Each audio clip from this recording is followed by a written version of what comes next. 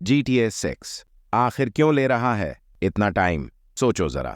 For GTA 6, gonna launch in 2025, but आखिरी बार जब GTA 5 आया था तब शायद कुछ लोग स्कूल में थे और अब वो कॉलेज या नौकरी में पहुंच चुके हैं। जी हाँ, लगभग 12 साल होने वाले हैं और अब एक ट्रेलर आ चुका है। GTA 6 ऑफिशियली रास्ते में है। पर सवाल ये है, इतनी देर क्यों लगी भाई? क्या एक गेम को बनाने में सच में इतना वक्त लग सकता है? चलो एक कहानी की तरह समझते हैं कि GTA 6 जैसे गेम्स कैसे बनते हैं और क्यों इसमें सालों साल लग जाते हैं। पहला पड़ाव, आइडिया का जन्म। हर बड़ी चीज की शुरुआत एक छोटे से आइडिया से होती है। GTA 6 का पहला स्टेप था सोचना। गेम कैसा दिखेगा, ओपन वर्ल्ड होगा या नहीं, स्टोरी कैसी होगी, खिलाड़ी का पर्सपेक्टिव क्या होगा, फर्स्ट पर्सन या थर्ड पर्सन, और सबसे जरूरी बात, क्या लोग इस आइडिया को पसंद करेंगे। इस स्टेज में महीनों यहाँ तक कि साल भी लग सकते हैं। और हाँ, GTA पहले से एक मशहूर सीरीज है, लेकिन हर बार कुछ नया लाना ही इनकी पहचान है। दूसरा पड़ाव, प्री प्रोडक्शन। अब आता है असली काम, यानी प्लानिंग का खेल। कितना बजट लगेगा, टीम कितनी बड़ी होगी, कोडिंग किस लैंग्वेज में होगी, कौन सा गेम इंजन यूज होगा, और सबसे अहम, एक प्रोटोटाइप बनाना। जैसे आर्टिस्ट पहले रफ स्केच बनाता है, वैसे ही डेवलपर्स एक छोटा सा वर्किंग वर्जन बनाते हैं गेम का, ताकि आइडिया हकीकत बन सके। तीसरा पड़ाव, प्रोडक्शन। असली मेहनत अब शुरू होती है, असली जंग। ये सबसे लंबी और थकाने वाली स्टेज है। कोडिंग से लेकर गेम की दुनिया तैयार करना, कैरेक्टर बनाना, एनवायरनमेंट, एनिमेशन,